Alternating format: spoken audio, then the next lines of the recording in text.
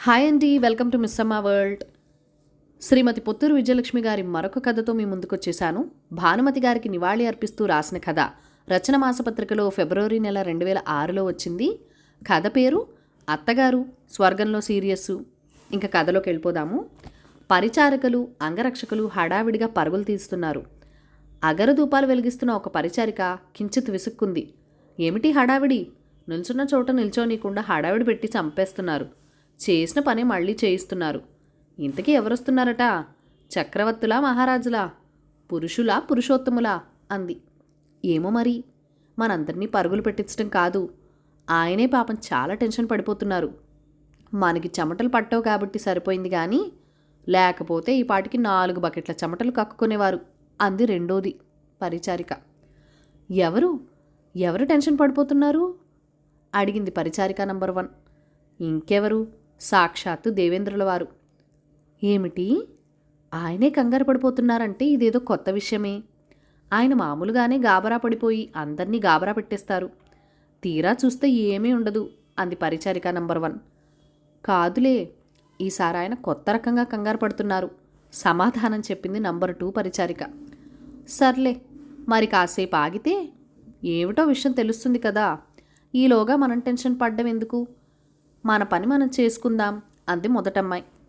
అంతలోనే ఒక పెద్ద ఆయన వచ్చి, ఏమిటా కబుర్లు? ఇంకా బోల్డంత పనుంది, కబుర్లు ఆపి పనిచేయండి అని కసరాడు. చేస్తున్నాను లేవయ్యా, ఆ పని మీదే ఉన్నాం, నువ్వేం అజమాయిషి చేయక్కర్లేదు అన్నారు పరిచారకులు మళ్ళీ పనిలో మునిగిపోతూ.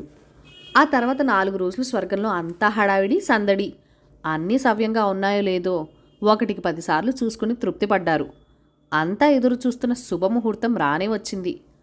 వందిమాగదులతో సకల మర్యాదలతో ఛత్రచామరాది లాంఛనాలతో దేవేరీ సహితంగా స్వర్గద్వారం వద్దకు వేయించేశారు దేవేంద్రుల వారు. మెల్లిగా వచ్చి ఆగింది విమానం. కుడికాలు ముందు పెట్టి దిగింది భానుమతి గారు. మంగళ వాయిద్యాలు మారుమోగాయి. పుష్పవర్షం కురిసింది. బహుపరాకులు పలికారు. స్వాగతమమ్మా సుస్వాగతం అంటూ స్వాగతం పలికారు ఇంద్రులవారు. సుతరామంగా కళ్ళజోడు సవరించుకుంటూ, ఎవరు నాయన మీరు? మిమ్మల్ని నేను ఇంతకుముందు చూడలేదే అందావిడ సంభ్రమాశ్చర్యాలతో.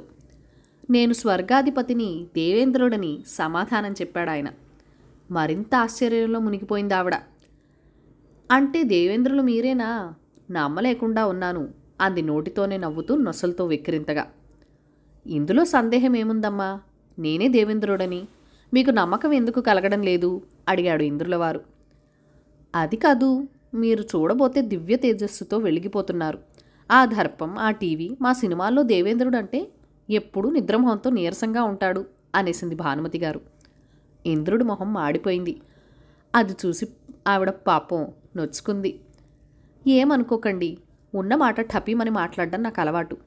అంతా అహంకారం అంటారు కాదు, ఆత్మాభిమానం అంటాను నేను అన్నారు ఆవిడ. అవునమ్మా, అందరూ ఆ మాటే చెప్పారు. ఇకపోతే మీరు చెప్పింది అక్షరాల నిజం. అక్కడ సినిమాల్లో ఇంద్రుడు 1కి 2 సార్లు చూడటం తటస్థించింది. జీవితం మీద విరక్తి కలిగింది. ఆత్మహత్య చేసుకోవాలనిపించింది, కానీ మాకది సాధ్యం కాదు కదా అన్నారు ఇంద్రుల వారు. బాధపడకండి, ఏం చేస్తాం. ఇంద్రుడి విషయంలో మాత్రమే కాదులేండి, మా సినిమా వాళ్ళు పంచపాండవుల్లో నకల సహదేవులను, దశరథ పుత్రులలో భరత శత్రుఘ్నులను లెక్క చెయ్యరు. ఏ బ్రాసి వాళ్ళని ఎంచి మరీ తీసుకొస్తారు. వాళ్ళేమో ఆవలించుకుంటూ బుర్రలు గోక్కుంటూ ఉంటారు. ఒక్కో సందర్భంలో మహారాజు మసిదీపంలా ఉండి వింఝామర వీచే సేవకుడు వెలిగిపోతూ ఉంటాడు అని సర్ది చెప్పింది భానుమతి గారు. ఇంద్రుడి మొహం మళ్ళీ కళకళలాడింది. ఇక్కడే నా కబుర్లు, లోపలికి తీసుకెళ్ళండి అంటూ కర్తవ్యం గుర్తు చేశారు దేవేంద్రుని ఆంతరంగికులు. దయచేయండి అంటూ లోపలికి తీసుకెళ్లారు. ఉచితాసనం మీద కూర్చోబెట్టారు. ఏం పుచ్చుకుంటారు? కాఫీ, టీ, కూల్ డ్రింక్ అడిగారు. మళ్ళీ ఆశ్చర్యపోయింది భానుమతి గారు. స్వర్గంలో కూడా ఇవన్నీ ఉన్నాయా? మరి మా చక్కనగారు? ఎప్పటి చక్కనగారి మాటమ్మా. ఆ తర్వాత మాలోనూ చాలా మార్పు వచ్చింది. పెద్ద పెద్ద వాళ్ళంతా వస్తుంటారు. వారి సౌకర్యార్థం వారికి కావాల్సిన విధంగా అన్ని ఏర్పాట్లు చేస్తున్నాం అన్నారు ఇంద్రుల వారు. అలాగా, చాలా సంతోషం మెచ్చుకున్నారు భానుమతి గారు. ఇప్పుడు మీకు ఫిల్టర్ కాఫీ పంపించమంటారా? ఇన్స్టెంట్ కాఫీనా, ఎక్స్ప్రెసో కాఫీనా అడిగారు పరిచారికలు. ఇప్పుడు అవేం వద్దు, ఇప్పుడేగా వచ్చాను, కాస్త విశ్రాంతి తీసుకుని ఆవిడ చెప్తుంటే ఇంద్రుల వారు కాస్త తటపటాయించారు. అక్కడ అందరూ మీకోసం ఎదురు చూస్తున్నారు. ఇంతకాలం ఏదో విధంగా ఆపగలిగాం. ఇక మా వల్ల కావడం లేదు. మీరు వెంటనే వచ్చి పరిస్థితిని చక్కదిద్దాలి అన్నారు. ఏమిటా పరిస్థితి? నేను చేంజ్ చేయాలి అడిగిందావిడ. రండి తమరే చూద్దురుగాని అంటూ తీసుకెళ్లారు. అక్కడ పెద్ద సభ. తండోపతండాలుగా జనం. ఒక మూల వేదిక. దానిమీద తలపట్టుకుని నిలబడి ఉంది రంభ. జనం ఈలలు వేసి గొడవ చేశారు. వాయిద్య బృందం వారు వాయించడం మొదలుపెట్టారు. స్వర్గలోక గాయనిమణి కంఠం సవరించుకొని పిలిచిన బిగువటరా అని పాటలు పదడం మొదలుపెట్టింది. వెంటనే రంభ లేని ఉత్సాహం తెచ్చుకొని ఆడడం మొదలుపెట్టింది. జనం ఆపు ఆపు అంటూ గొడవ పెట్టారు. రంభ ఆటం మానేసి దీనంగా నిలబడింది. చూసారా అమ్మా, ఇది పరిస్థితి. వీరంతా భూలోకవాసులు. వీరికి వినోదం కలిగించడం మా బాధ్యత. వీరందరికీ మీరు చేసిన నాట్యం చూడాలని కుతూహలం. మా నర్తకీమణులందరూ ప్రయత్నించి విఫలమయ్యారు. రంభ మాత్రం ఆనాటి నుంచి ఈనాటి దాకా కాస్త ఓపిగ్గా ప్రయత్నిస్తోంది. అయినా ఆవిడ వశం కావడం లేదు. ఈ జనం కోరిక తీర్చకపోతే మాకు చెడ్డ పేరు వచ్చేస్తుంది. నా పదవికే మోసం. మీరొస్తారని తెలుసుకుని నాకు మా రంభకి కూడా ప్రాణం లేచొచ్చింది. దయ ఉంచి మీరు మా రంభకి ఆ మెలకువలు నేర్పి ఆ ఆపద నుంచి గట్టెంకించాలి అంటూ ప్రాధేయపడ్డాడు ఇంద్రులవారు. భానుమతికి నవ్వొచ్చింది.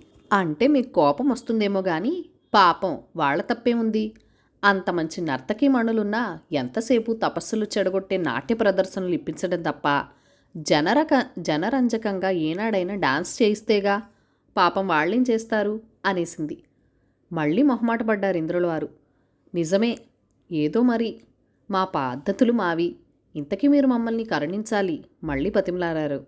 ఈసారి ఆవిడ మొహమాట పడింది. అప్పుడంటే చిన్నతనం. ఇప్పుడు ఇంత వయసు వచ్చాక నేనే నేర్పుతాను. పాపం ఆ రంభే నేర్చుకుంటుంది అనేసింది. ఆ భయం మీకొద్దు. ఇది స్వర్గలోకం. తలచిన మరుక్షణం తలచిన రూపు ధరించగల అవకాశం ఉంది. మీరు సరేనండి చాలు హామీ ఇచ్చారు ఇంద్రులు. సరేనంది భానుమతి గారు. మరుక్షణం అప్పటి భానుమతి ఎదుట ప్రత్యక్షమైంది. దేవేంద్రుడు దిగ్భ్రమ చెందారు.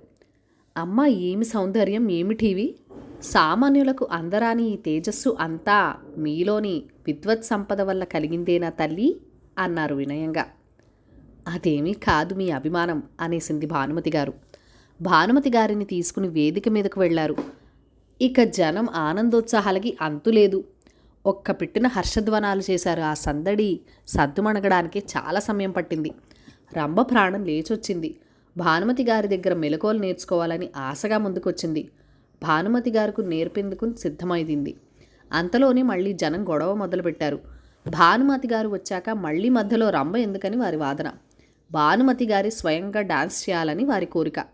భానుమతి గారు అసహనంగా చూశారు జనం వంక. ఒక్కొక్కరిని గుర్తిస్తూ అందరి వంక చూస్తుంటే అందరూ తమవాళ్లే.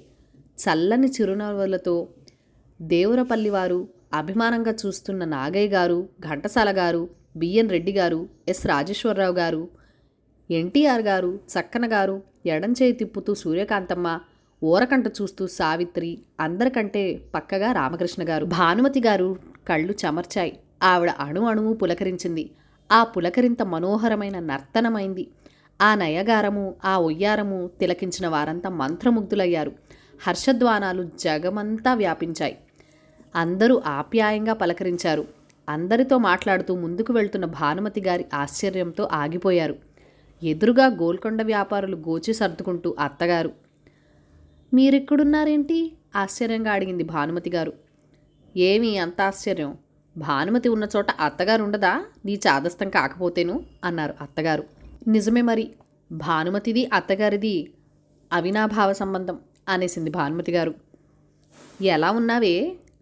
మీ వాండ్లు మా వాండ్లు అంతా బాగున్నారా? కుశలం అడిగారు అత్తగారు. పోయిన వాళ్ళు పోగా ఉన్నవాళ్ళంతా బాగానే ఉన్నారు. ఇంతకీ మీరెలా ఉన్నారు? స్వర్గంలోకం బాగుందా మీకు అడిగింది భానుమతి గారు. ఏం స్వర్గం, భూలోకం ఎంత, స్వర్గలోకమే అంతే అన్నారు తేలిగ్గా అత్తగారు. భానుమతి గారు స్వర్గానికి పాతకాపయ్యారు. అమ్మయ్య, ఇక నిశ్చింతగా ఉందాం అనుకుంటూ ఉండగానే అత్తగారు వచ్చారు. నీతో మాట చెప్పాలి అనుకుంటూ. ఏమిటో చెప్పండి, ఆలస్యం ఎందుకు అంది భానుమతి గారు. ఇప్పుడు అది కాదే మరి, అసలు విషయం ఏమిటంటే అంటూ నీళ్లు నమలడం ప్రారంభించారు అత్తగారు. ఇదేం వింత, చెప్పదలుచుకున్నదేదో కుండబద్దలు కొట్టి చెప్తే మీరు ఇలా మెత్తగా ఉన్నారేంటి?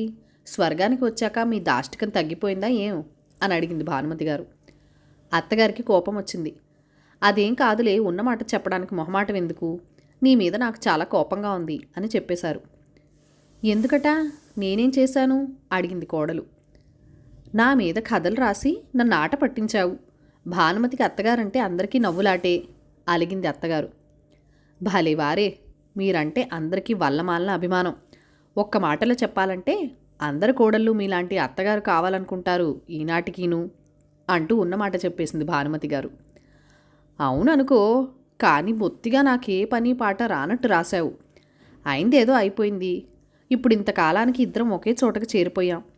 నీకు తీరికే నాకు తీరికే కాబట్టి ఏదైనా మంచి పనులు చేసి నేను మంచి పేరు తెచ్చుకుంటాను అంది అత్తగారు మనసులోనే మాట చెప్తూ. ఆలోచన బాగానే ఉంది, కానీ ఇప్పుడు ఇంత అర్జెంటుగా మీరు ఏ మంచి పని చేస్తారు అడిగింది కోడలు గారు. నేను ఆలోచన చేసే ఉంచాను అంది అత్తగారు. చెప్పండి, ఇంకెందుకు ఆలస్యం ప్రోత్సహించింది కోడలు. ఏమీ లేదే, అక్కడ మన భూలోకంలో అవివిటో ఇంటింటా వచ్చాయట. టీబీనో క్షయనో దాని పేరు, బొమ్మలు కనిపిస్తాయట. టీబీ కాదు, క్షయ కాదు, టీవీ అంటే టెలివిజన్ పడి పడి నవ్వుతూ చెప్పారు భానుమతి గారు. ఏదో హాటి, ఆ బొమ్మల పెట్టెలో రోజు కాస్త కాస్త కథ తీసి చూపిస్తారట అంది అత్తగారు. అవును, వాటిని డైలీ సీరియల్స్ అంటారు. అదేనట, ఆ సీరియస్సే మనం ఒకటి తీద్దామా? అత్తగారి ఆలోచన కక్కి గతుక్కుమంది భానుమతి గారు. మీ కథలన్నీ నేను టీవీ సీరియల్స్గా తీసేశాను అని చెప్పాలని నోటిదాకా వచ్చింది, కానీ కథలు రాసినందుకే చిరుబుద్రలం అంటుంది ఆవిడ. సీరియల్ కూడా తీశానని తెలిస్తే మరింత గొడవ చేస్తుందని ఆవిడ అని ఊరుకుంది. అందుకే అమ్మో, సీరియల్ తీయడం అంటే మాటలా, చాలా ఓర్పు ఓపిక కావాలి అని భయపెట్టాలని చూసింది. నాకు ఓర్పు తక్కువ, నీకు ఓపిక తక్కువ. ఓ సీరియస్ తీసేద్దాం. ఇక్కడ వాళ్ళందరికీ అడిగే ఉంచాను. భారీ ఎత్తున తీయాలంటే కష్టం, కానీ పొదుపు తీసుకోవడం తేలికేనట చెప్పారు అత్తగారు. ఇంకేం చెప్పారు వాళ్ళు అడిగింది కోడలు గారు. ఏముంది, పెద్దగా సరంజామా ఏమీ అక్కర్లేదట. ఆ నిచ్చెనలు లైట్లు ఏమీ లేకుండా ఓ కెమెరాతో సీరియస్ తీసేయచ్చట. ఆ కెమెరా కూడా సినిమాది అక్కర్లేదట. ఈ మధ్య అన్ని పెళ్లిళ్ళలోనూ పేరెంటాల్లోనూ తీస్తున్నారట. వీడియో కెమెరానో బోడియో కెమెరానో, అది చాలనట సూక్ష్మంతో మోక్షంగా చెప్పేశారు అత్తగారు. నవ్వు ఆపుకోలేక సతమతం అయిపోయింది భానుమతి గారు. బోడియో కాదు, వీడియో కెమెరా. సరే, వీడియో కెమెరాతోనే తీద్దాం. మరి పాత్రలు పోషించేందుకు యాక్టర్లు కావాలిగా అడిగారు. ఎందుకే పాత్రలు గ్లాసులును, నువ్వు నేను ఉన్నాను చాలదా అనేసారు అత్తగారు. అంటే ఇప్పుడు మనిద్దరమే ఒక వీడియో కెమెరాతో సీరియల్ తీద్దామంటారు అంతేనా అడిగింది భానుమతి గారు. అక్షరాల అంతే. అంతగా అవసరం అనుకుంటే అప్పుడు ఇంకో నలుగురిని కేకేస్తే వాళ్లే వస్తారు సలహా చెప్పారు అత్తగారు. సరే, పాత్రలొద్దు, కథ అయినా కావాలి కదా భానుమతి గారి ప్రశ్న. ఎందుకే కథ కాకరకాయ, ఉన్న కథలే చాలు. నువ్వు నా మీద రాసినవన్నీ ఉన్నాయిగా గుర్తు చేశారు అత్తగారు. చచ్చింది గొర్రె, ఇందాక తప్పించుకున్నాను అనుకున్నాను, కానీ ఇప్పుడేం చేయాలని కంగారు పడింది భానుమతి గారు. అదేమిటి, ఆ కథలన్నీ రాసి మిమ్మల్ని నవ్వుల పాలు చేశానని ఇప్పుడే అన్నారుగా, అంతలోనే మర్చిపోయారా? మళ్ళీ ఇంతలోనే ఆ కథలే సీరియల్స్ తీస్తానంటారేమిటి? తప్పించుకోవాలని ఆఖరి ప్రయత్నం చేసింది భానుమతి గారు. కాదు, ఆ కథలే కావాలని పట్టుబట్టింది అత్తగారు. ఇక లాభం లేదు, అన్యదా శరణం నాస్తి అనుకుంటూ, అది కాదత్తా, ఆ కథలన్నీ నేను సీరియల్స్ తీసేశాను అంటూ చెప్పేశారు. అత్తగారు పక్కపక్క నవ్వేశారు. ఓసిని, ఇంత వాన కురవా, తీసేశావా? పోన్లే, ఆ కథలన్నీ మార్చేసి సీరియస్ తీసేద్దాం అన్నారు. ఆ కథలు మీకు నచ్చలేదన్నారుగా అంది భానుమతి గారు. అయ్యో, నెత్తి రాత నాకు ఆ మాత్రం తెలియదట్టే ఆ కథలన్నీ మార్చేద్దాం అన్నారు అత్తగారు నవ్వుతూ. మార్చినంత మాత్రాన మంచి కథలు అయిపోతాయా అడిగింది కోడలు. నిక్షేపంలా అవుతాయి. ఉదాహరణకి ఈ కథల్లో నేను పెట్టిన ఆవకాయ అందరూ లొట్టలేసుకుంటూ తింటున్నారన్నమాట. అట్లానే నేను నువ్వు తవ్వితే 1-4 లంకబిందెలు దొరికి వాటిలో నువ్వు ఇంకా బోల్డన్ని సినిమాలు తీస్తున్నావన్నమాట ఆవేశంగా చెప్పుకుపోయారు అత్తగారు. నోరు ఆవలించి వింటూ ఉండిపోయారు భానుమతి గారు. కథలన్నీ ఏ విధంగా మార్చాలో చెప్పి ముగించారు అత్తగారు. అదన్నమాట సంగతి. మరి ఇంకా పాత్రలు ఉన్నాం, కథ ఉంది. మళ్ళీ నీ మొగుడొచ్చి అడ్డం చెప్పేలోగా గబగబా సీరియస్ తీసేద్దాం అన్నారు కంగారు పెట్టేస్తూ. ఆగండి, బాగానే ఉంది మీ కంగారు. తలచిన్నాడే తాతకి కళ్యాణం అంటే ఎట్లా? కాస్త మంచి రోజైనా చూసుకోవాలా? మనిద్దరం కాక మరో నలుగురైనా నటీమణులు కావాలిగా, వీడోవాడు కావాలా? ఆవిడ ఉత్సాహానికి ఆనకట్ట వేయాలని వ్యర్థ ప్రయత్నం చేసింది భానుమతి గారు. అది కాదే, నేనే స్వయంగా పని మొదలు పెడదామంటే మళ్ళీ మంచి రోజు సింగినాదం ఎందుకు? నేను మొదలు పెడితే ఏ పనైనా ఎంత బాగా జరుగుతుందో నీకు తెలీదు అంటూ గర్వంగా నవ్వింది అత్తగారు. తెలుసు కాబట్టి నా బాధ, లోపల అనుకుంటుంది భానుమతి గారు. ఇవాళ మంచి రోజే, ముందు నువ్వు పని ప్రారంభించు. అత్తగారు పనివాళ్ళు, కథ ముందుగా సీరియస్ తీసేద్దాం. నువ్వు నేను ఉండనే ఉన్నావు. ఇంద్రుణ్ణి కేకేస్తే తిరువెంగళప్ప పాత్ర చేస్తాడు. ఆ రంభను పిలిచి పని మనిషి ఎల్లమ్మ పాత్ర వేయించు సరిపోయే, సునేహాసంగా చెప్పేసింది అత్తగారు. ఏమిటి, రంభ ఎల్లమ్మ వేషం వేస్తుందా? ఇంద్రుల వారికి తిరువెంగళప్ప వేషమా? వాళ్ళు వేస్తారా? అపనమ్మకంగా అడిగింది భానుమతి గారు. ఏం, ఎందుకు వేరు? వాళ్ళు అడిగితే నువ్వు డాన్స్ చేయలా? నువ్వు అడిగితే నీ క్షేపంగా వేస్తారు, ఖచ్చితంగా చెప్పేసింది అత్తగారు. సరే, రంభ ఎల్లమ్మ, ఇంద్రుడు తిరువెంగళం. మరి గుండుమణి పాత్రకి ఎవరు నిర్ణయించారు? చంద్రుడినా? అడిగింది భానుమతి గారు. చాచా, ఆ మసాలా వెధవ మణిగాడెందుకు పీడాకారం? వాడి పాత్రే వద్దు. నువ్వు నేను రంభ ఇంద్రుడు చాలు ప్రస్తుతానికి. మన నలుగురితో ఓ సీరియస్ తీసి చూసి అంతగా కావలిస్తే అప్పుడు ఇంకో పాత్ర కలుపుకుందాం అన్నారు. అత్తగారు ఊరగాయలో ఉప్పు కలుపుకుందాం అన్నంత తేలిగ్గా. భానుమతి గారికి బుర్ర తిరిగిపోయింది, నోటి మాట రావడం లేదు. సరే, అంతా రెడీ అయిపోయింది, నువ్వు వెళ్ళి ఇంద్రుణ్ణి రంభని కేకేసుకురా. నే వెళ్ళి ఆ వీడియోనో బోడియోనో అది తీసే అబ్బాయిని తీసుకొస్తాను అన్నట్లు నీతో చెప్పలేదు కదూ? నాకు ఒక అబ్బాయి తెలుసు, పాపం బతికుండగా ఆ వీడియోనో బోడియోనో తీసుకునేవాడట. యమహానో కుబేరానో మోటార్ సైకిల్ మీద పోతూ యాక్సిడెంటే ఇక్కడికి వచ్చేశాడు. నువ్వంటే చాలా అభిమానం, మీరు అనండి నేను వచ్చేస్తాను అని ఏనాడో చెప్పి ఉంచాడు. చూసావా, అన్ని ఏర్పాట్లు ఎలా చేసేశానో అంటూ వెళ్ళిపోయారు అత్తగారు. తల పట్టుకుని కూర్చున్నారు భానుమతి గారు. ఆవిడ కళ్ళ ముందు నక్షత్రాలు కనిపిస్తున్నాయి. వెళ్ళినట్టే వెళ్ళి వెనక్కి వచ్చింది అత్తగారు. చూసావా, అసలు విషయం మర్చిపోయాం, మనకు పాలిటీషియన్ కావద్దు అన్నారు. అసలే బుర్రలు పోయి ఏడుస్తుంటే పొలిటీషియన్ ఎందుకు? ఇంకా బుర్ర తినటానికి కాస్త విసుక్కున్నారు భానుమతి గారు. అయ్యో రామా, సీరియస్ తీస్తుంటే మనం అంతా మేకప్లు వేసుకోద్దటే, మరి మేకప్కి పొలిటీషియన్ కావద్దు? మేకప్పులకు పొలిటీషియన్ ఎందుకత్తా? అయోమయంగా అడిగారు భానుమతి గారు. అదేం విడ్డూరమే, ఇంతకాలం అక్కడున్నావు, నీకు మేకప్ వేసే పొలిటీషియన్ గురించి తెలీదు? సినిమాలకు వెళ్తే మేకప్ మేసులు కావాలట, అలా చిన్న చితక వాటికే ఆడ మేకప్ పిల్లలు ఉంటారట. పెళ్ళిళ్ళకి పేరంటాళ్ళకి వాళ్లే వచ్చి ఆడమొహాలకి సున్నాలు రంగులు వేసి తలలు దువ్వి తయారు చేస్తుంటారట. వాళ్ళని పొలిటీషియన్స్ అంటారట. వీలైనంత వివరంగా చెప్పింది అత్తగారు. పడి నవ్వింది భానుమతి గారు. అయ్యో రామా, వాళ్ళని పొలిటీషియన్స్ కాదు బ్యూటీషియన్స్ అంటారు అంది. ఏదో ఎత్తుభారం, నాకో పిల్ల తెలుసు, ఆ పిల్లని పిలుచుకొస్తా. పని పెందలాడే మొదలు పెట్టేస్తే పెందలాడే అయిపోతుంది అంటూ వెళ్ళిపోయారు అత్తగారు. నవ్వాలో ఏడవాలో తెలియని స్థితిలో ఉండిపోయారు భానుమతి గారు. భానుమతి రామకృష్ణ గారు రాసిన అత్తగారి కథలు తెలిస్తే గనక ఈ కథ ఇంకా మీకు కామెడీగా అనిపిస్తుందండి. అత్తగారు కథలు తెలియని వాళ్ళ కోసం నేను మన ఛానల్లో అత్తగారి కథలు కూడా పెడతాను, సరదాగా వినేయండి. ఈ కథ మీకు నచ్చినట్లయితే కనుక లైక్ చేయండి, షేర్ చేయండి. మన ఛానల్ని ఫస్ట్ టైం చూస్తున్నట్లయితే కనుక సబ్స్క్రైబ్ చేసుకొని మీ సపోర్ట్ ఇవ్వండి. మీ అమూల్యమైన ఫీడ్బ్యాక్ అండ్ సజెషన్స్ నాతో కామెంట్ సెక్షన్లో కూడా షేర్ చేసేయండి. Thank you for watching. Bye bye.